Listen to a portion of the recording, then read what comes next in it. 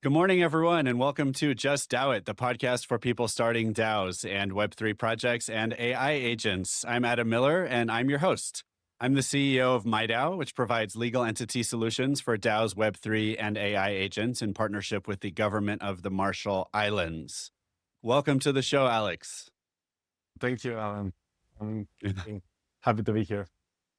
Excited to have you here as well. You recently published an article on Paragraph titled The Minimum Viable Institution, a lightweight coordination model for DAOs and purpose-driven networks that really got my attention. So really excited to dig into that in the second half of the show. But would you just tell us a little bit about yourself first?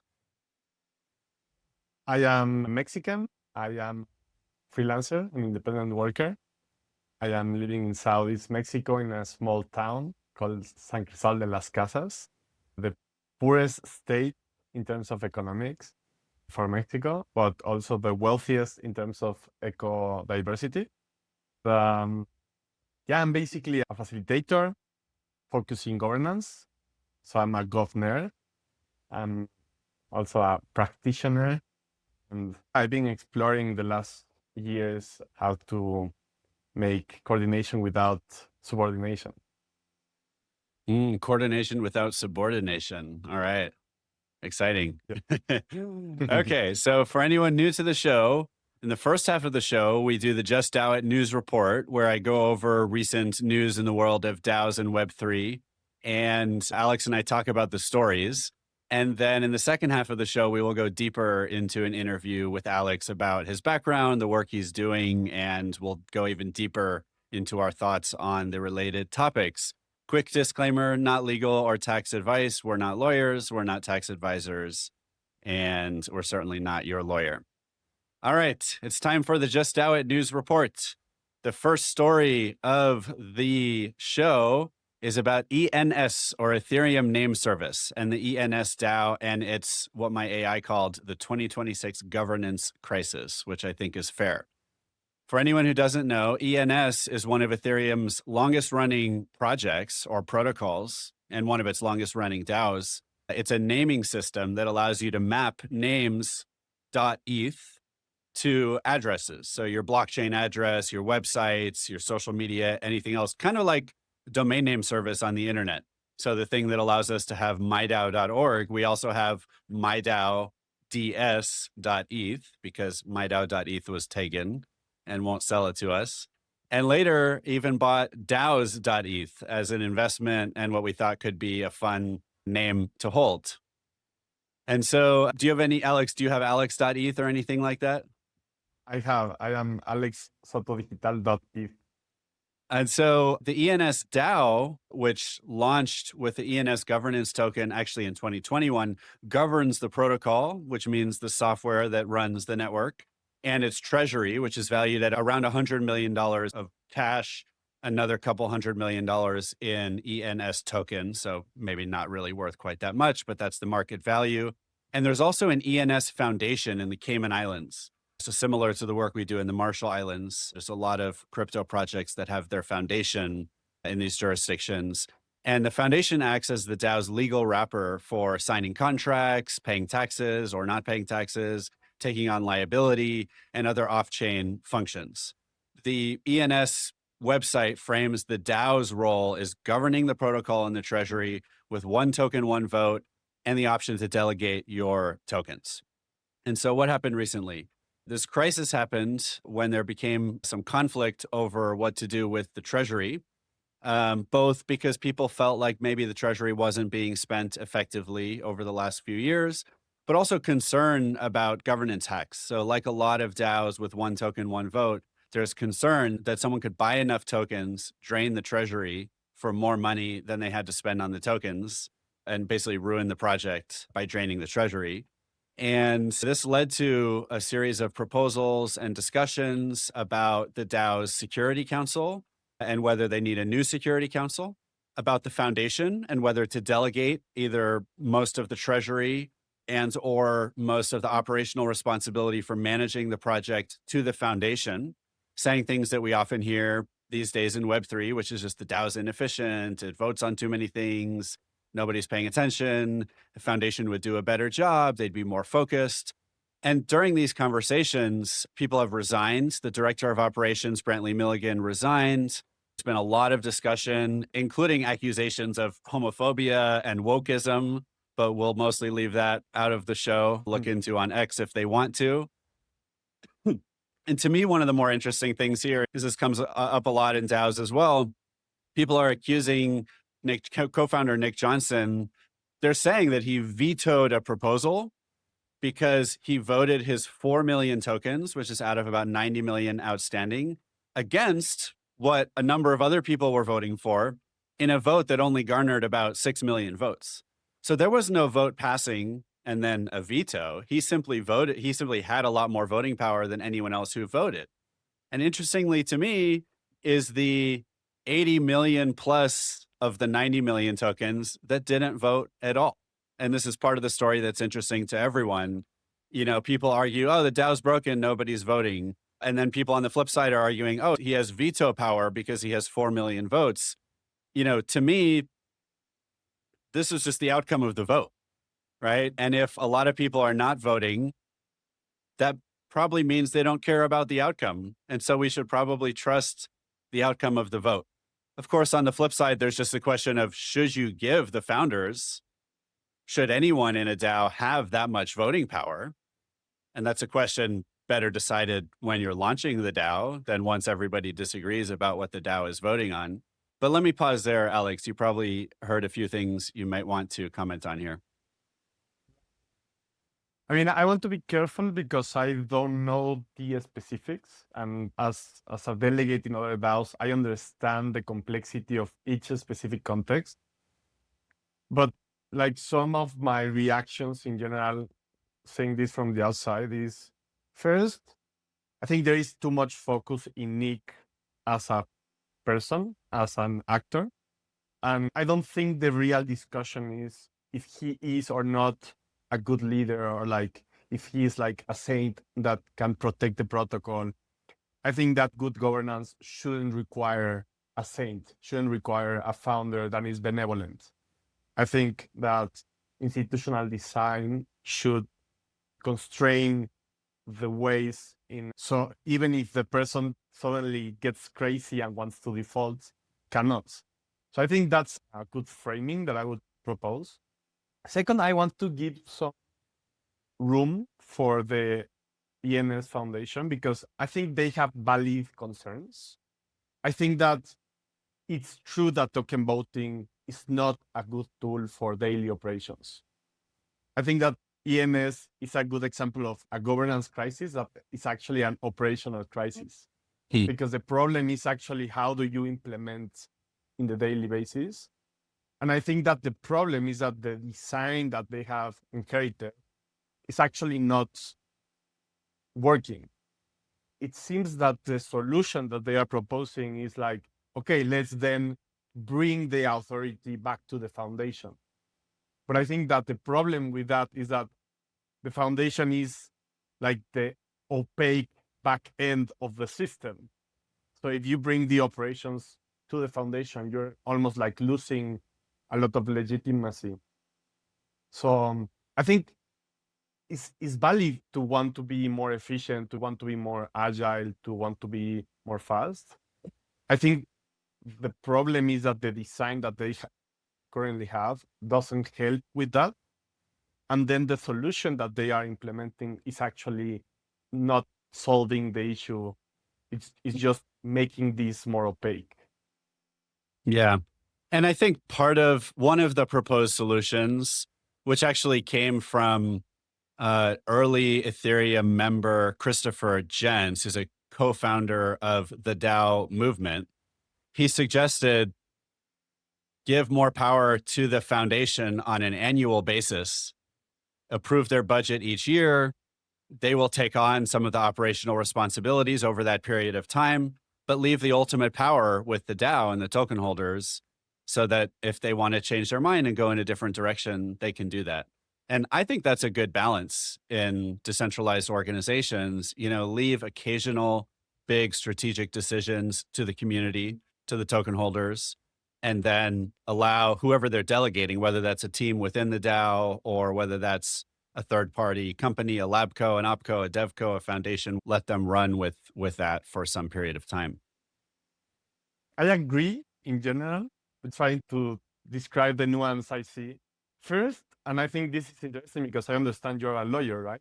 So you have, or at I'm least not you a have, lawyer. sorry, No, I not run a a lawyer. legal company Yeah. that offers legal solutions, but I'm actually not a lawyer.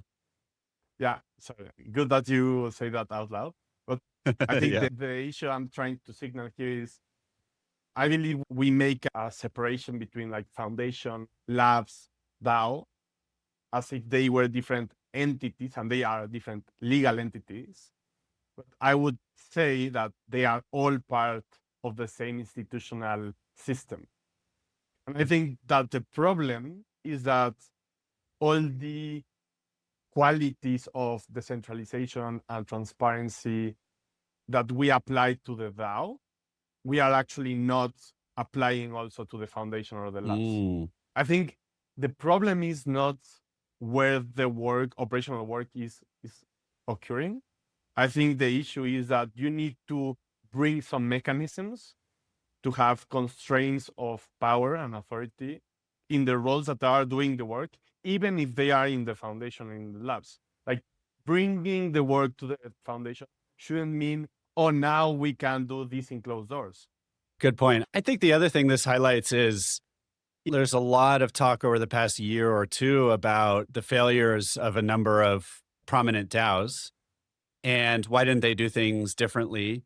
The reality is all these DAOs were started before anyone else has started a DAO, right? a lot of DAOs that were started anytime before a few years ago, people could argue, well, why didn't they go talk to organizational researchers or professionals that have been studying decentralized organizations out of crypto? But in my experience, those people weren't around. They only came around a few years ago. And so there just wasn't an opportunity to engage with them. I think now, if you're starting a DAO now, there's a lot you can learn from in terms of the right way to decentralize, especially just thinking about things in a modular or systematic way, like you said, an institutional ecosystem or system, to just plan ahead that all these things that have gone wrong over the past decade, these things will go wrong, and you have to have the system in place ahead of time so that you're ready to resolve these challenges when they arise. I mean, I agree. I also want to push back a little bit because I am maybe one of those people that were kind of researching these kind of models. And at the beginning, I thought it was also impossible for me to enter the conversation, or at least I didn't know how to. So I agree that there was like a void of communication between those two worlds. But I also think that part of the technological startup mindset usually is like we need to innovate and we need to like start from scratch. And I think there was a lack of humbleness about going and learn from community experiences. Because DAO for me is a deep term because I think it has changed connotations sometimes. I think the first definition actually it was like autonomous in the sense of like code is law, like the idea that the DAO was going to be almost like automated to the point that the machine will make the decisions. I think that now we have started to use DAOs more as like communities with tokens and treasuries. But I think that if you expand that concept a little bit more to like, let's say, distributed teams trying to do collective efforts, then like there were other examples outside Web3 that have stress tested models for decades. Like sociocracy, I think came like in the 70s, There are like lots of material information of good practices. And I think one of the problems of current DAO design is that we actually copy paste the nation state model, even without acknowledging the problems that the nation state model is having at the nation state scale. Like, so like, I don't know a lot of governance from the US, although I do because we need to read about that in the news every day. But Like I see the governance in the US as an autocracy that is kind of having no restrictions, no constraints. I am concerned that that is our model to follow, you know? So I think we need to kind of stop copy pasting like traditional organizations or like nation states scale models. And we need to start actually like with the small scale, you know, not only like studying, learning from nature, because like living systems already do decentralized decision making every day. I just posted a tweet saying like, we are a DAO in the sense that we are a collective of distributed systems coordinating every day. I think we do like 37 billion decisions every second within ourselves. Mm. So nature has a lot of answers, but also then like the 5-10 people scale group. If you Yep. cannot control centralization of power in a group of 10 people, how are we expecting to do that in 200, 2,000, 20,000? I certainly think that, the early DAOs jumped right to saying, let's try democracy, right? They said, let's just give everyone a vote on everything and see how it goes. And it was I also mean, a little bit of an accident that these all became such wealthy organizations, right? They all started around a time when the value of Ethereum was so low.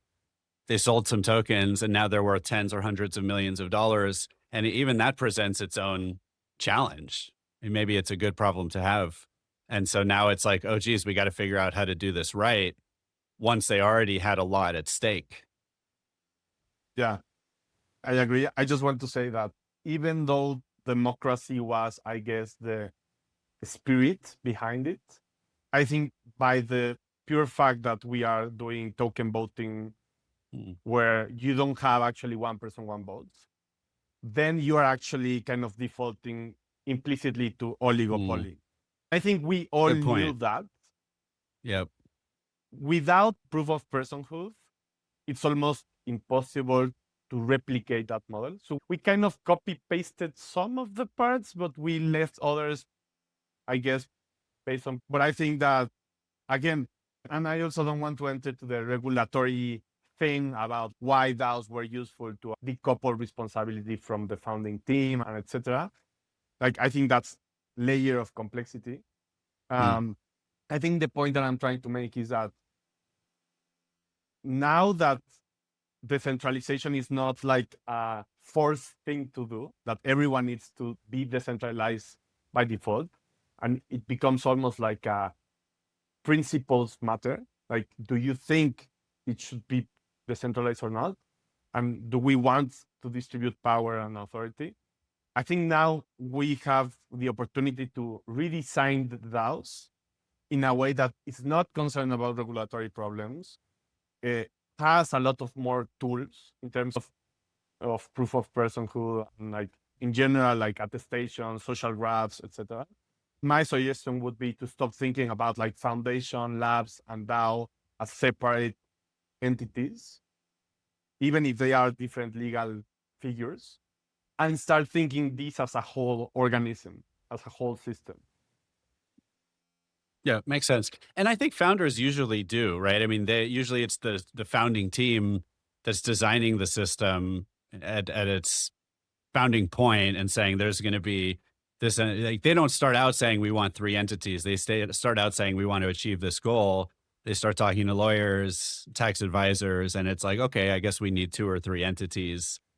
Let's figure out the right role for them. But certainly, I think people need to be a little more thoughtful about that. I think one of the most interesting things you said, and I'm actually surprised that I so mindlessly parroted the line that these were all democracies, because really most of them were. I mean, what it is oligopoly the right, or oligarchy the right Oligopoly. word for just one token, one vote, where you can buy the token? I guess oligopoly usually is more of a business control term, but I mean, it's not a democracy. It's more of just a pure capitalist system, right? yeah, I think that I'm not sure about the definition, like a definition, but I Mm. think the idea is that if you can buy as many tokens as you want, then it's kind of the rule of the powerful, you know? Yeah. So, I mean, that makes sense if you come from shareholders where like Mhm. you think like, okay, but like because they have a stake on things, they would try to benefit the protocol. But I think Yeah.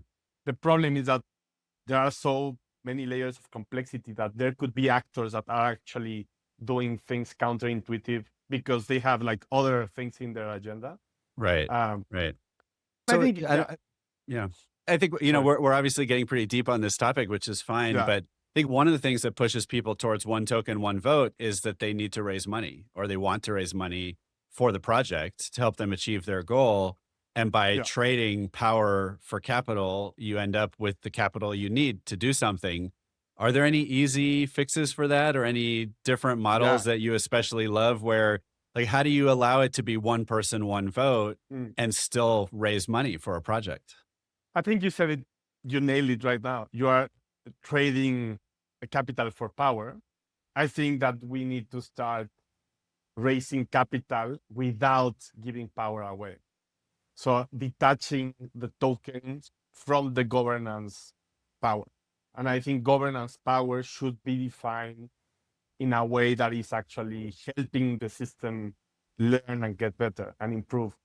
So that would mean probably changing how the rights the token gives, or at least constraining some of the things, because I do think that token holders can protect the protocol. I think there are mechanisms where having control over certain things is good. But again, I think the problem is that one thing is like the governance, meta governance of how do we change rules, and other things is operations, you know? Mm. I think one of the main things that it was confusing for me at the beginning is that people call everything governance. Then Mm. after some time, I learned that there was the term of meta governance to refer to what I call governance. But the Mm. point is that there are two things. There is the governance, which in my words would be like, how do we decide how we decide? Mhm. And then it's like the operational decision by itself, no? So Yeah. in the operations, you are working in, for your purpose, and in governance, you're working on the institutional design by itself. You're changing rules, policies, workflows, etc. I think that we have been extra focused in like governance, meta Mm. governance, like what are the different systems that have different authority, but we haven't actually gotten into the point of how those operations are done in a distributed way. I think in some ways I could even argue that it's the meta governance that was left out of the technology. The technology just said, okay, choose your meta governance now, launch your smart contract, and now you are locked into a governance system forever, versus let's build in a way for people to actually change the way we do governance into those same smart contracts, which is challenging, but not impossible. Just briefly, some more Ethereum news. The Ethereum Foundation itself has undergone a major organizational transformation. Long story short, the foundation laid off a portion of its workforce, cut its budget for 2026, and announced a change in focus. Rather than being completely protocol centric and leaving everything else to the rest of the community, they're going to focus on several different things: protocol, access, user experience, community, and institutional.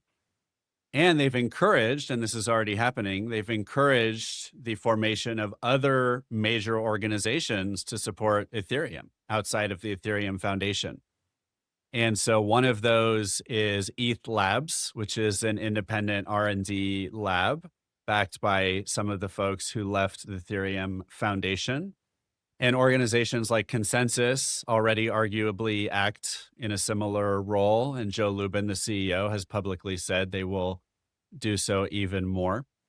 This mostly sounds like good news, to me, at least from a values perspective of decentralization, of course, there are people coming out and also saying, wait a second, we're cutting funding. We don't know what's going to happen with these other organizations. Is this a bad thing for Ethereum, or at least a risk for Ethereum? Do you have thoughts on this news? I am super excited in general. I think I'm super bullish on ETH, on Ethereum. I think this is probably the best moment for the community. I have not a lot of things to say besides praising. I am one of the people that do think that the foundation should focus in the purpose, should defend the principles. I think that this seems like a new stage in the network where other players need to actually take on other focuses. And I think it's true that there was lacking EthLabs to bring the ETH more to the center of the conversation. And I think that the bigger token holders are actually investing resources into promoting the ecosystem is a great signal. Yep. Also highlights, incidentally, a different type of decentralized governance, which is what Bitcoin and Ethereum have, which is arguably no official governance mechanism. There's no voting mechanism for Ethereum or Bitcoin. It's a system where you simply participate or not. Same thing if you're a validator. Arguably, that's the closest thing to a vote. You either validate the network or not, or promote a hard fork if that's really what you want. But it's such a high risk thing to do and such a challenging thing to do that ultimately the system is participate or not. A lot of the funding, I don't know if it's fair to call it luck to some extent, but it's just the fact that some of the founders held on to some of their tokens and put those tokens into foundations or held them themselves and are people who want to contribute to the community and got so wealthy, right? Hundreds of millions of dollars from what was their initial token allocation that they're able to fund the protocol on an ongoing basis without raising money, without the community voting for them to do it. From a values perspective, again, it sounds cool. I don't know how effective that generally is, but it seems to be somewhat effective for these two organizations, Bitcoin and Ethereum. Yeah, you make me think also about capture resistant. I think is like a very important concept. And I think that Ethereum is being very responsible in the way they are looking for every way they could avoid being captured. And yeah, I think that is actually coming back to the ENS Borg story and like many DAOs. I think that is the biggest concern, like it doesn't matter if it's the founder or it's like new investors that arrive later or it's like, etc. Like a Russian billionaire, like if someone can enter the system, change the rules, and then kind of defect on the community that actually gave the project value in the first place, then we have lost, Yeah. I think that the only way Ethereum and mainly any DAO can win is if they create these institutional mechanisms in a way that they are actually saying rules won't change unless the community agrees on this. And by making different efforts to sustain that, they are giving the trust that it's safe to build here. In words of optimism, like having a platform risk of building on top of a project a protocol that can change is not safe. And no good entrepreneur wants to put all his life into something that then the base layer can just disappear. I feel like there's another equally important side of that story, though, which is product development, right? I feel like people have figured out how to have one or the other, either like a governance safe, capture resistant system, or build a good product with highly centralized control and the risk of that platform being pulled out from under you. The hard part is doing both, right? With the easy example is if everyone can just vote on everything, they might make bad product decisions or stall the governance process. And then if you have a centralized control that's really good at building a product, because we've been doing it as a species forever, for a long time, then that person in control can just pull things out from under you. I guess maybe ENS is what's showing is in some ways the worst of both worlds, which is we thought it was safe from capture, safe from veto. And well, I guess it has built a good product. But maybe that's what some people disagree with as well, as the direction of the product hasn't been good. And now it's seemingly being pulled out from under us. Although again, I still maintain that all those other 80 million token holders could vote if they wanted to. I agree. And I think you're touching on two things that I really like. First is in terms of innovation, product design, those are operations, right?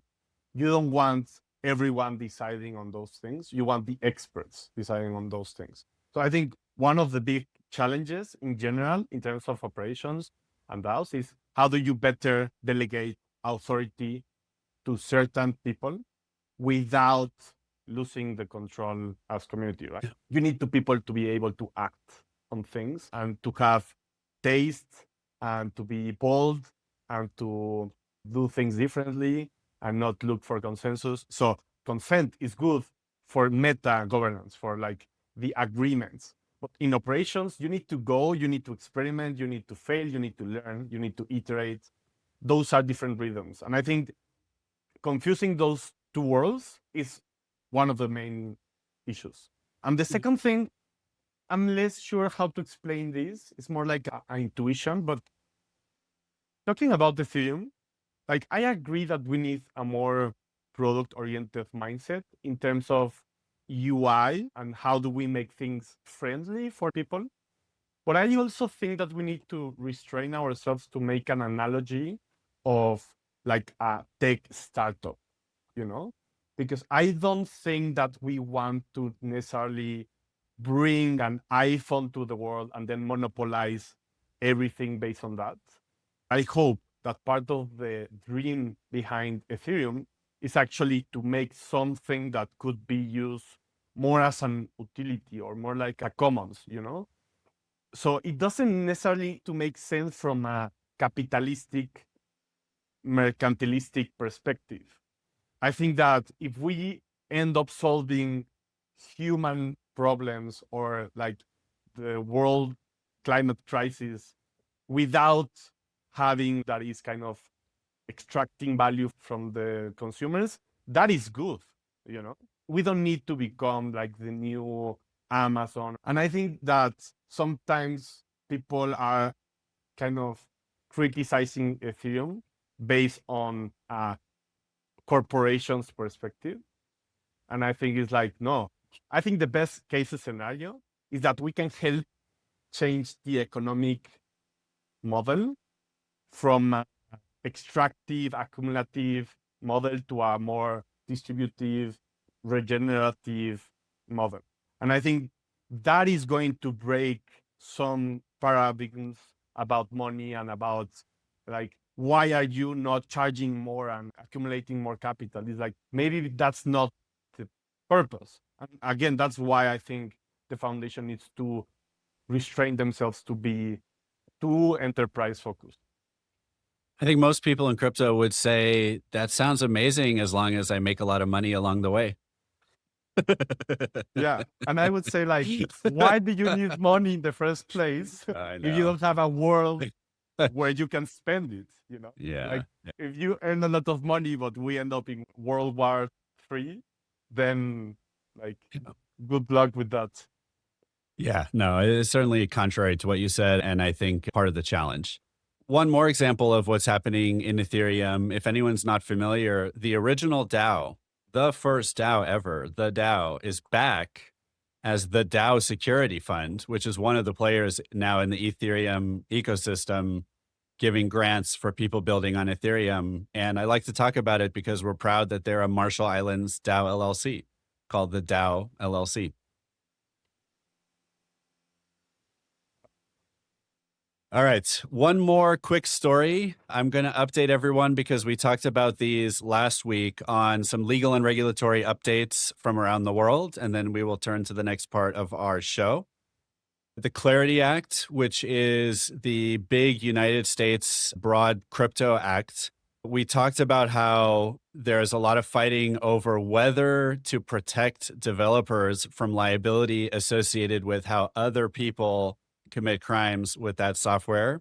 And it's looking a little bit better for including that language in the law because a bunch of law enforcement, I don't know if they're unions or political action committees, all came out against it after they had a chance to discuss it with the advocates of the bill. That opposition has largely faded. A lot of law enforcement agencies, not the majority necessarily, have actually come out in favor, and they understand why you can't hold or shouldn't hold developers accountable for how other people use their software. And if anyone's new to this conversation, think about like terrorists using Microsoft Excel for their accounting. Are you going to put Microsoft founders in jail? Probably not. And so we should apply the same principles to building smart contracts. The biggest fight that's remaining actually now is what's being called the ethics clause.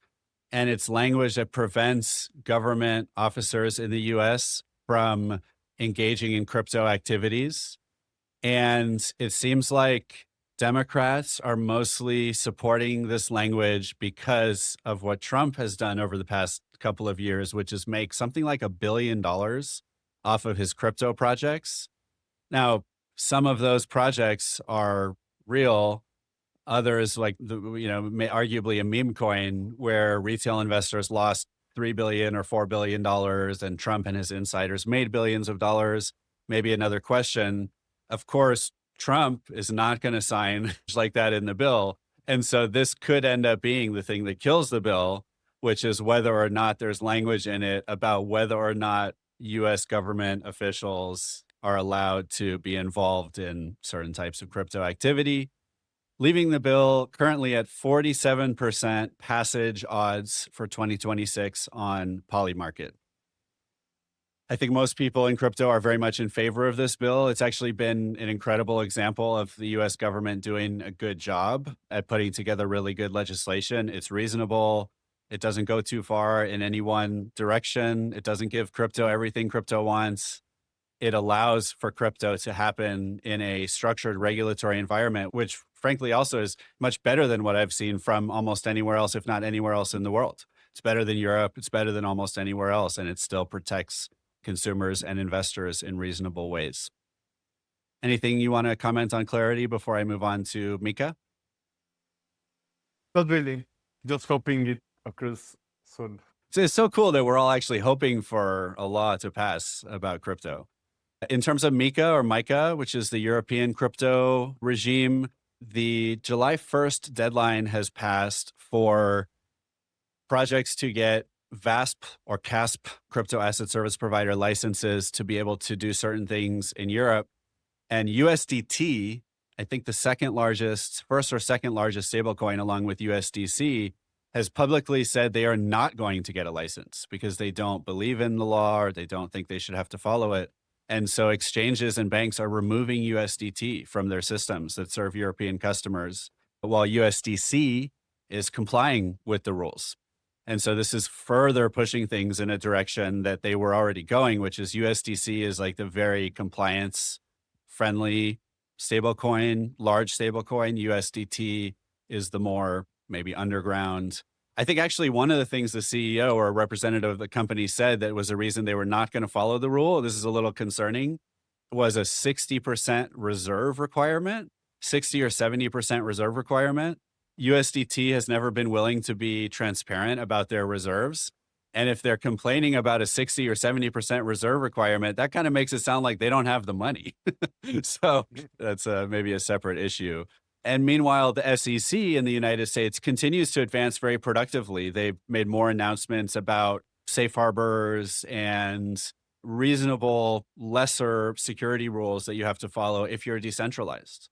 Right? We touched earlier on how early in crypto, even a few years ago, it was really common for DAOs to for people to start DAOs just so that they could say they're decentralized and not have to follow other securities rules. And then a few years ago, over the last year or two, people have come out and said, oh, good thing we don't have to do that anymore, or good thing people are not doing that anymore. Actually, those rules are being institutionalized, and I think for good reason. If a project is truly decentralized, you should not have to follow the same securities laws that centralized projects have to follow. And so what was maybe arguably a loophole is being solidified as, I think, a good, reasonable rule. But that incentive, therefore, is still there for founders to potentially pretend to be decentralized or just be decentralized as an excuse or a reason not to have to follow securities laws. So I think we should still keep an eye out for projects that are decentralized in name only, maybe trying to avoid securities rules, but also for a whole nother generation of founders to actually be decentralized, if only for regulatory arbitrage reasons. And what will that mean for the way they structure their projects? Any thoughts before we move on to the interview? I think probably all founders would prefer to be decentralized if they knew how to, because I would bet that being distributed is actually way better in terms of agility and resilience. So I don't think there is evil in founders that are kind of going back to more centralized models. It's more like they don't really know how to. And I think once we have a model or a way to do it, then that will become the default because it's way better. But doesn't decentralized mean I'm not in charge if I'm the founder? And don't you think that's something people will generally resist? I mean, not necessarily. I don't think we need to be in charge in the sense that we need to be holding everything in our shoulders. I think that we want to be valuable. I think we want to pursue a specific purpose. And if we can do that in a way that allows more people to contribute, then that would be way better than do it by yourself. Like if you really want to be in control, then be a solopreneur. I think that's actually a counteracting force, which is especially with AI now, it's even easier to have a small group of people build a project, a product, an enterprise, whatever you want to call it. And I equally share the belief that it's important that that option is available and effective for both centrally controlled and distributed projects. Like whatever the people doing something want to do, I think they should be able to do. I might lean a little in terms of believing that actually most people would prefer to be in charge of their, at least as far as entrepreneurs go. But I could be wrong. Maybe that's just me. I want to clarify, I am an independent worker, right? So I understand the benefits of being by yourself and having more control over your work, your agenda, everything. So I'm not saying that we should all be part of a DAO. I'm saying that it depends on what are your ambitions, right? If you want to be like a graphic designer, you can do it by yourself and your agents, you know? If you want to build like a platform or like a tool, yeah, you can do it like a small team.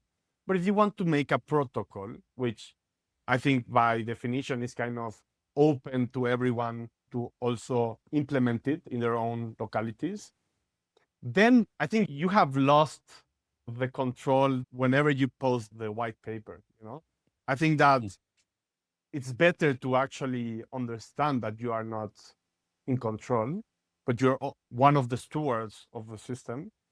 It depends on the context. I think also one of the main misunderstandings is also thinking that centralized versus decentralized is always like black or white in all contexts. I think that there are some contexts, especially, let's say, if you are in a war situation or like mob situation or anything that has a lot of uncertainty, that you need to act fast, that a mistake would cost a lot, like centralized decision making is better. But if you are building stuff that can take time, that can stress test ideas, that can like bring inputs from different stakeholders, decentralized is better, you know? Or if you need that capture resistance we talked about earlier, I Exactly. think one of the big challenges is, one of the models that's become common and generally makes sense for a lot of reasons is to start out more centralized and decentralize over time. So when you're founding the product, just be in charge, you or your founding team, because you have to move quickly, you have to adjust, you have to pivot. And then once what you're building is relevant to the greater ecosystem, once it's really being used as a protocol or a platform, now you decentralize so that there's capture resistance, so that the community knows they can trust the project. But especially given our conversation, I feel like that has just as many challenges because as soon as you get to the point that you should decentralize is when you have all the power and people are already using your product and you already have network effects. And now what if you decide not to decentralize? That might be the worst outcome for the market is they thought they were getting decentralization and now they don't. And so maybe that I model is as bad as any other. actually have a hot take on that. I don't believe in progressive decentralization. I think a better model is actually to decentralize small and then grow. But I think that you need to start decentralized from the beginning. The only thing is that a decentralized team of 10 looks very different from a decentralized community of 1,000. It's not using one specific structure, it's kind of evolving as you grow. But I think that you need to decentralize some certain things from the beginning, because if not, power accumulates more power. The Yeah. gravitational pull that having power has almost makes impossible for the team to actually decentralize when they are bigger. I think many DAOs actually show that, like the foundation and the labs were growing way faster than the DAO, to the point that everything now is done in the foundation and the labs. And none of those are actually turning into, okay, now we are giving the power to the DAO. Again, go back to the, why are we thinking the foundation as a centralized thing that then is going to deliver power to a decentralized thing? I think it's better to start with a decentralized thing small and then grow from there. And just to give an example of what this means, when you study holacracy, for example, one of the first things that is suggested is that the CEO signs a constitution that is kind of this saying, now I don't have the control. Now is the constitution, the bylaws, the common understanding of the meta governance, which has the control, right? And then, for example, you distribute some roles. So the person who is coordinating maybe shouldn't be facilitating the meeting or shouldn't be taking the notes of the agreements. It's better to have 3 people doing those separate things rather than having one same person, right? Instead of having one CEO that is taking all the decisions, then have a central circle where you decide the domains and then pick like a small CEO for each domain, give like enough autonomy for them to decide, but having this understanding of interconnection. So again, like I think there are mechanisms available for a foundation and labs, whatever organization, to try to distribute power in a way that lessness is not coming back by itself.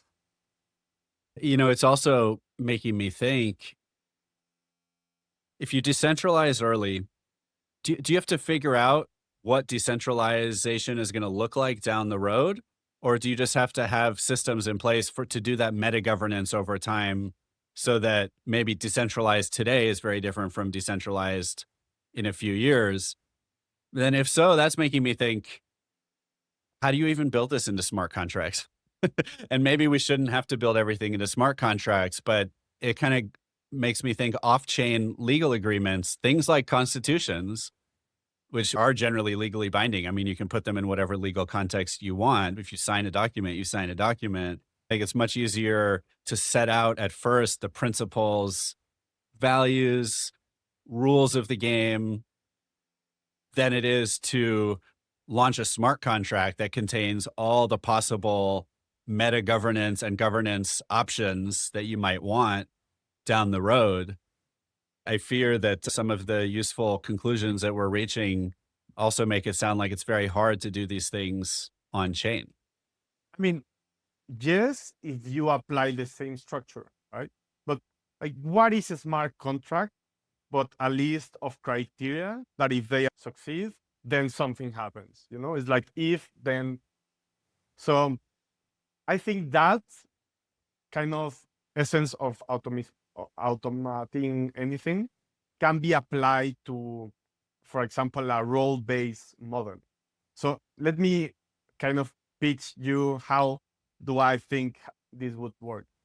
Okay. Like you have the operations are fragmented into clusters of different areas of domain, areas of responsibility.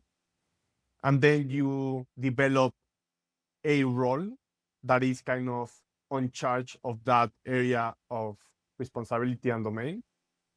And those roles have like, what are the accountabilities, you know, what are the assets or like domains they have, what are like constraints they have in terms of decision making, what are like different feedback loops that they need to keep alive by sharing learnings and stuff.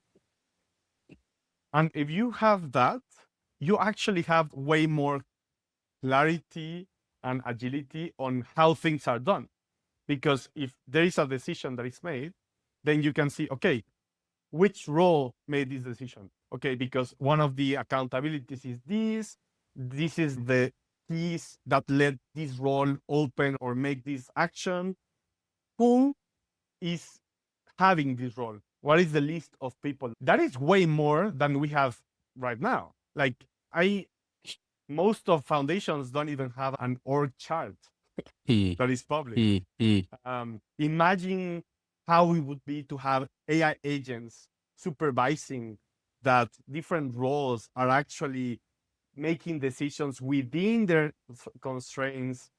And then smart contracts is just saying if everything happens based on the agreement, then it should just happen, you know? And then you just focus in refining the model by these feedback loops, which is a governance meeting or a governance space. It's like my role said that I have this constraint or this accountability, but now based on this experience, we know that maybe this should change in language. So the agreement is understood in a different way. Okay. Any objections? No, yes, I have an objection because, okay. So there is like collective intelligence kind of adapting this system. So Yeah. I am actually very bullish on DAOs in terms of smart contracts, because I think actually that is what makes these collective distributed communities be more efficient and scale, like a cooperative or a network that has been using these kind of principles for the last 20 years. Now with smart contracts, they can be 10 times as bigger. And I think bringing AI agents is important too, because a regular smart contract can't read a document and say, is this a decision log document from a certain person? It can maybe see if any PDF was uploaded somewhere. And so I think bringing in the AI agents as maybe an input to the smart contract. And of course, then you need decentralized AI agents. I think a really cool project is Open Matter that we're supportive of. And Open Matter allows you to run your AI agent on a blockchain or blockchain-like network. Now, the actual AI calls still have to go out somewhere, but there are verification steps that the process was run as intended. The agent itself runs on the distributed network. And now you can have an AI agent actually signing a transaction and sending a stamp of approval. Yes, this person appears to have produced the documents they were supposed to. They look reasonable. We can now take that variable in the smart contract, up by 1 or whatever needs to happen. So I think that is a really exciting component to add to the DAO stack. Definitely. I think we're going to see a lot of changes because of that. Yep. Yeah. A quick segue, and then we'll continue the discussion. The news report and the first part of our interview are complete. And as often happens, we've actually gone pretty in depth into the topics we'll cover in the second half of the interview. A brief note about my company, MiDAO, which partners with the government of the Marshall Islands in providing a legal entity made for Web3 DAOs and AI agents. If anyone's ever interested in talking about legal structures for your project, whether you're thinking about doing a foundation model, DevCo, LabCo, OpCo, DAO, AI agent, decentralized AI, please reach out to me or to our team. You can also talk to our AI at MIDAO.org and learn more. Okay, continuing the interview, let's take one step back and then we'll go right back deep again into the topic. How did you get into Web3 and DAOs in the first place? Yeah. I mean, where should I start? So I bought my first token in 2017, but then I think I never understood how to get involved more than that. Again, like I felt I'm not a programmer, I'm not like a tech savvy, so like this is a cool place, but it's not my place to work. I was working at a time in social entrepreneurship, so I was kind of trying to understand how to basically stop corporations from ruling the world and destroy the environment. My intuition in that moment is that a social enterprise is almost like an NGO that is kind of using the business framework in order to scale and bring benefits to the world. So I was kind of studying. Actually, I was doing content and interviewing a lot of founders that were creating these companies, mainly in Mexico and Latam. And then suddenly I kind of discovered that even though the intentions were beneficial and founders in this niche were like very purpose oriented, there was something in the structure that was kind of replicating the same things as the Silicon Valley startups and corporations. Now, I felt confused because it was like, I know that my boss at that time is like such a great person, but in some way we are becoming what we are kind of saying we want to destroy. And after some time, I understood that part of the issue was governance and basically the ownership of things, like I see ownership as like governance control and like financial rights. And in a way, I think that we were trying to make impact using a corporation's structure. But I think the problem is that the corporation structure was designed to extract value, not to distribute it. So in a way, I got to this question of like, okay, what is the next design of an organization if what we want to do is create impact and not extract? So that brought me to this rabbit hole of non-hierarchical decision-making models and the commons and how self-management can make people coordinate without having a central authority. And I did all that outside of crypto. I was actually studying sociocracy and holacracy. I was working both teaching and implementing this into organizations, small organizations, mainly in Mexico, mainly in nature conservancy. And then at some point, I think it was like 2020 or something, like the DAO concept arise. And I was like, wow, this is kind of the same thing, but expressed in a technical way. Super interesting. So I was reading about crypto because I had invested and I wanted to know what happened with my coins. So I was kind of the public, but I was not active in the ecosystem. And in some point of the 22, I was splitting from a company that I co-founded, and I was kind of deciding, okay, part of the issues that I saw in these sociocratic communities is that they have a very good sense of equality, distributing the worth. They are way more decentralized than most of DAOs. but the problem is that they are lacking efficiency. Why I also entered to study holacracy, because it's more like a business-oriented model, although it's kind of the child of sociocracy. The point is that I said, okay, I see these worlds, From one side, I see cooperatives and base projects and nature conservancy efforts, and they have a very good notion of governance from a one-to-one person. Like, how do we stop this to become like a pyramid? And at the same time, we have crypto that is developing a lot of tools that seems are going to be useful for this. So I need to go to crypto to understand that and then bring those tools back. And so then I kind of jumped I entered almost through the common stack, that kind of regen vibe. But eventually I got into optimism, which at the moment was probably the most kind of pioneer DAO in the space.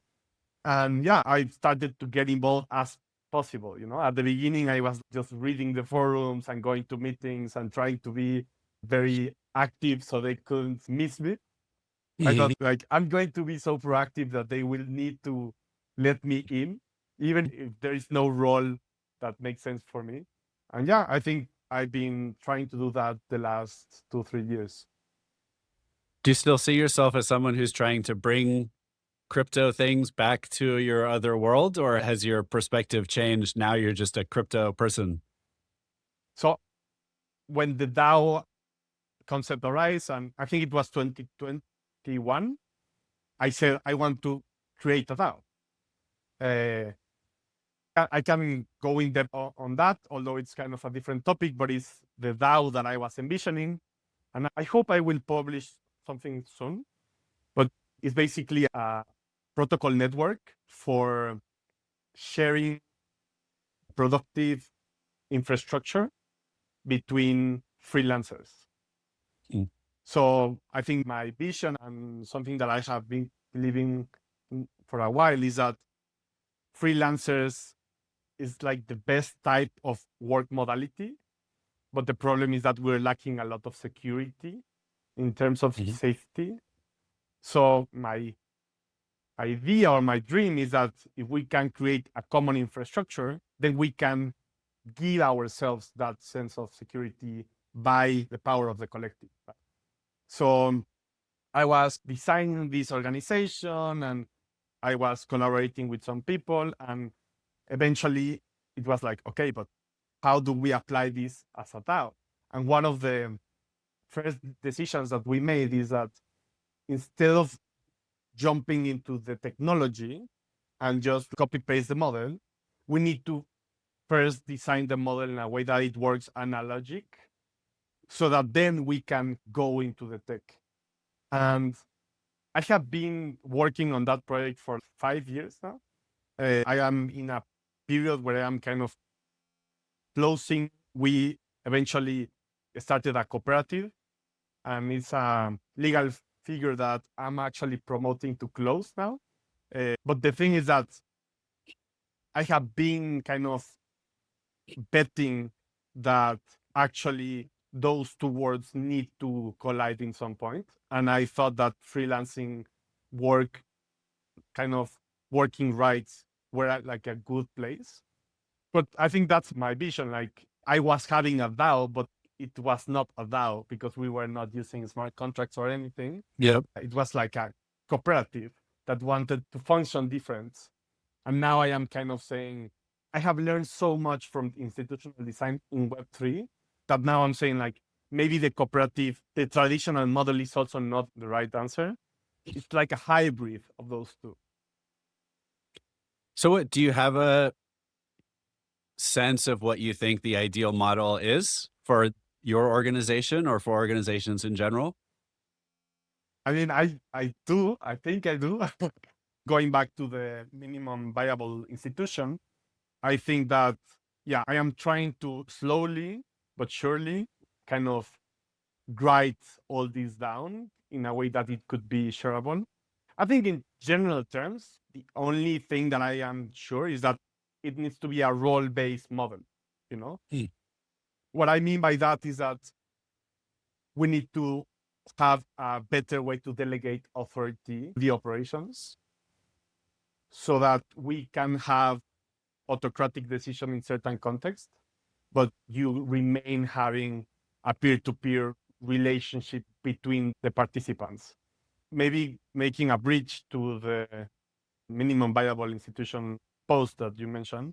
I think that one of the learnings that I have in DAOs by participating is that we are spending a lot of time discussing the meta governance again, and we haven't gotten to the operations parts.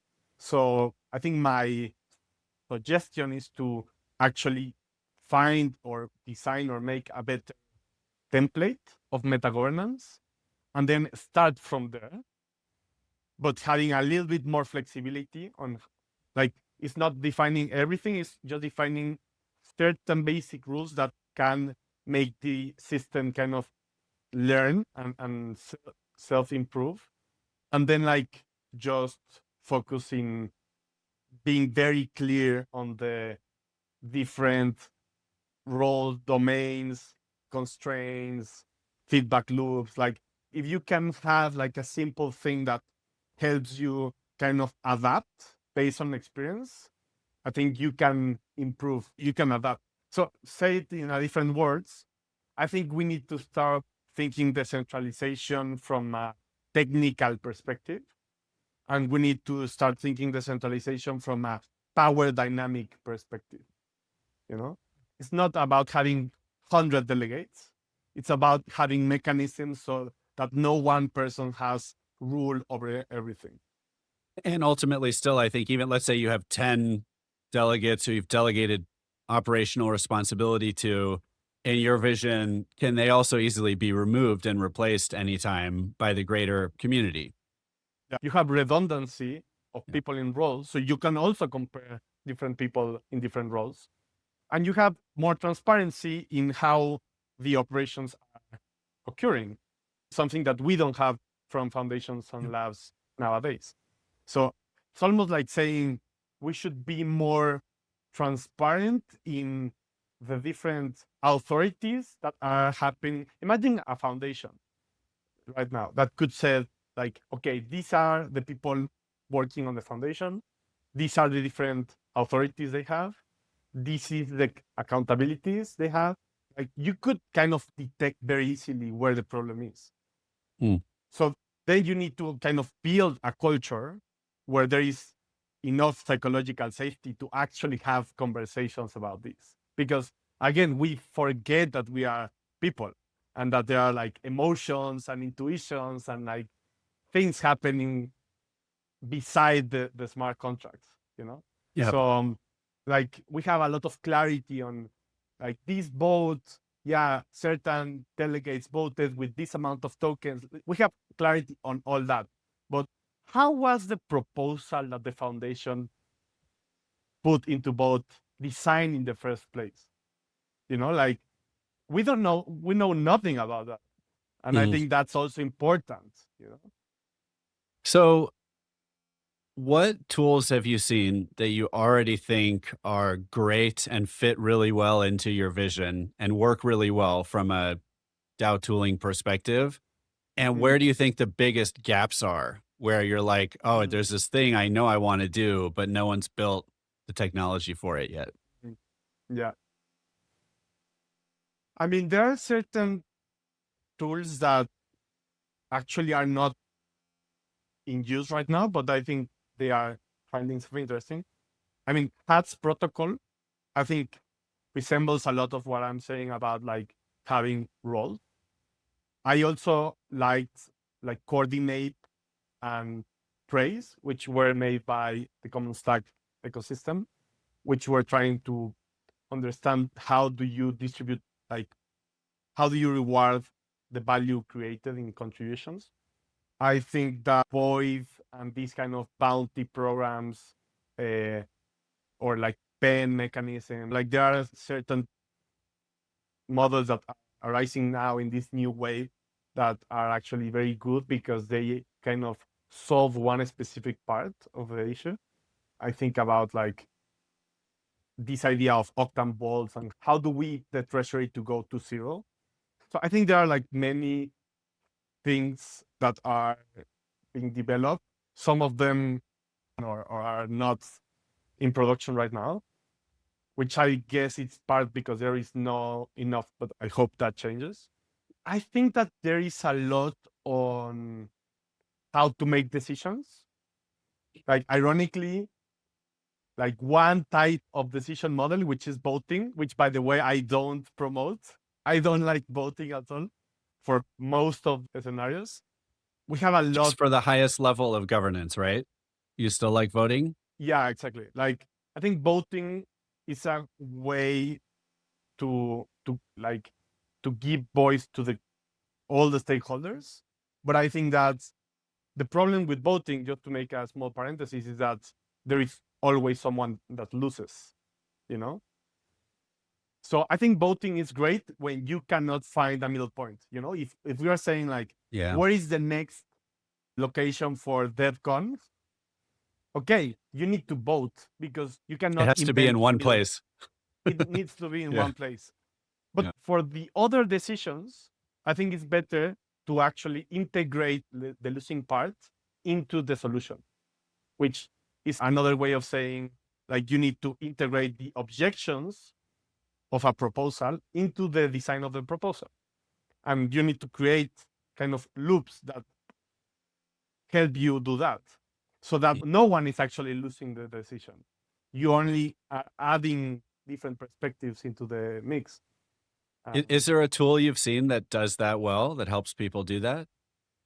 I think sociocracy is that basically. Like Okay. there are governance models that are or holocracy where you have clear steps on how to do that, you know? So Okay. like, okay, I have this proposal.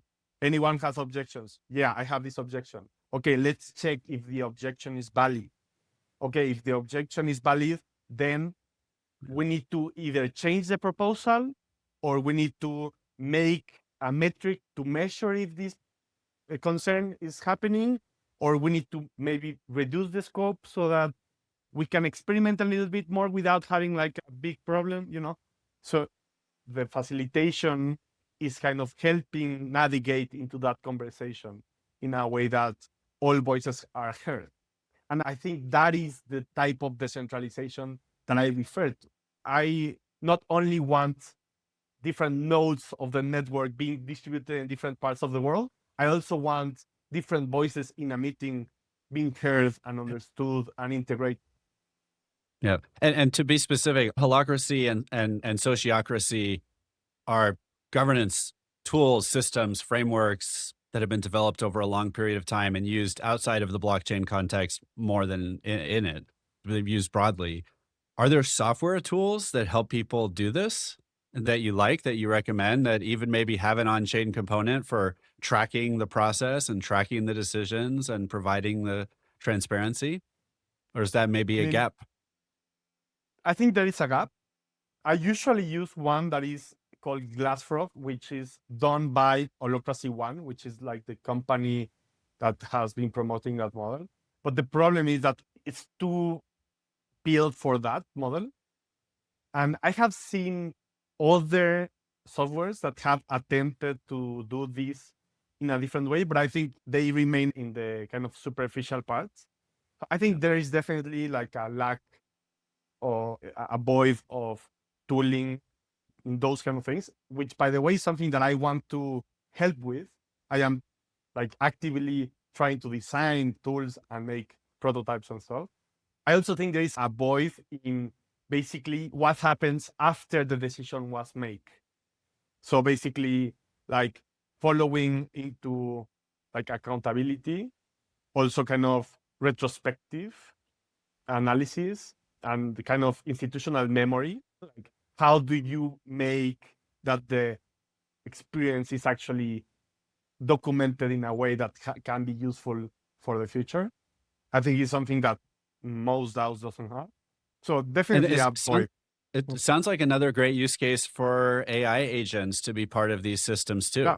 right? I mean, it reminds me, we recently built an internal project management AI named Jella, who is in a chat with me and my team and manages some artifacts, visual artifacts as well, and helps provide task tracking, project tracking, accountability, blocker tracking. I think we're close to the point that people might start trusting an AI agent more for even something like you're describing, which is almost to be the facilitator of a system, does the initial work to hold people accountable, and then lets the team know, hey, this person's not responding, or this person is providing artifacts that look like they're made up or they're not real. They don't look like they're doing real work. Let the humans be the ultimate arbiter. But just to manage a system like Holacracy over a large number of people, provide that initial layer of accountability as well, still leave things to the humans to make the ultimate decisions. I think you are exactly right. As you describe it, AI in that model would be helping maintain the coherence, avoid the Well said. coordination to fall into entropy. And then it's kind of helping maintain the system with hygiene. And Yeah. it's kind of making things happen seamlessly. What it's not doing is taking all the decisions. I'm not sure. I don't think I like the models where we kind of replicate AI agents as delegates and then we put them into a pit so they can discuss. I don't think that we should be outside the loop. I think that we should be the ones kind of making sense of reality and basically prioritizing the needs that we want to solve. Because again, if we want to change the paradigm that we are not just doing this to get money and accumulate capital, we want to actually solve one of the many problems that we have in the world, then like we need to be the one saying like, hey, we need to solve this, like let's go to Venezuela, let's go to this place and let's solve this issue, AI agents is basically everything that is helping us do that in a better way. And I think maybe there's a place for both. I do personally also like the idea of, okay, let's say I'm in a DAO and I have my AI agent that I've taught to represent me in that DAO and bring me things when it thinks I need to provide input, but otherwise to try to act on my behalf, try to balance looking out for my own interests with the interest of the project, make the easy votes for me.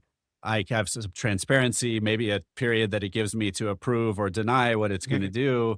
I think something like that maybe could also be a valuable participant in a system like this. I think it's impossible to know how AI agents are going to be, but I think just to push back, like instead of having simple votes to vote, then maybe just have one hard vote where you are actually needed to be involved and let the other decisions be made in a different way. Like I use ChatGPT and Codex and everything all day long. I'm not saying that AI is not good for summarizing and making sense of things. I'm just saying that I think we sometimes underestimate the complexity of human absurdness. Like we are not rational animals, we are emotional animals that sometimes rationalize. I think that even if you have discussions in forums, sometimes we are not hearing each other very profoundly, We need sometimes to have live spaces and more in-person gatherings to actually understand the other person, like their culture, their context. So I think that asking the AI to make sense of something that is not rational by doing kind of logic is not going to give us the best scenario. I think there is also a risk of us optimizing for something that is actually not what we want. And again, like, I don't think we need to think of work as I'm doing this to get money and survive. I think we will get to the point where we have like universal basic income or something. So like you are going to be working on things that you are kind of implicated, you want to be part of that. So that thinking that the best way to use AI is to disconnect you from that, it's kind of weird. It's more like, no, you should be like way more powerful and you should be way more involved. You actually should have more time to get involved in things that matter to you and stop being involved in things that matter to you, but then delegate the authority to someone else, and have a clear sense of everything that the person is doing so that you can analyze if that worked or not. Love it. Great vision. All right, Alex, this has been amazing. Before I close the show, is there anything else you'd like to leave people with? And where can people find you and your projects on the web and on social? Yeah. I just want to end up a positive note on DAOs because I think we are in the lowest point of DAO love. Yeah, from a hype perspective, at least. I think that DAOs are not dead. DAOs haven't even arrived yet, we haven't even seen those. But I think they will be probably like the ultimate benefit that Ethereum and distributed networks give us, because this is going to change how power dynamics work, how capital is accumulated, how problems are solved. Like, this is the thing that we should be aiming for. So just not throw the baby with the water, or I love it. with the bathtub. And yeah, my user is Alex Soto Digital in all platforms. Now I'm starting my website, alexsotodigital.eth.limo. So yeah, I'm trying to create content and to keep the conversation going. And using ENS, alexsotodigital.eth.limo, or Alex Soto Digital on X. Awesome, Alex. This has been phenomenal. For the audience, you can find me on Twitter at 0xthriller. MiDAO is at MiDAODS or MiDAO.org. Again, Alex, thank you so much for coming on the show. This has been phenomenal. And finally, to the audience, are you thinking about starting a DAO Web3 project or AI agent? If so, just DAO it.